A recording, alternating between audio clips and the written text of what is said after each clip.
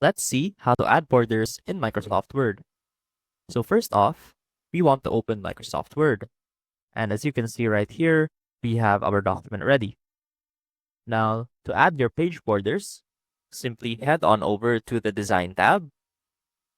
Now, right here, under Page Background, you'll see that you have the options to add a watermark, to change the page color, or to add your page borders.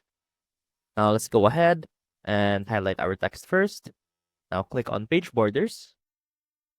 Now, from here, let's try to click on Box, and let's change the style to a dashed line, and let's make that a bit thicker. And you will see right here on the preview that it changes along with your settings.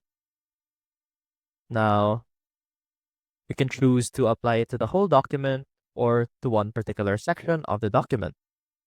Now, let's go ahead and click OK. And you'll see that we now have page borders on our entire document. I hope this helped, and I will see you soon.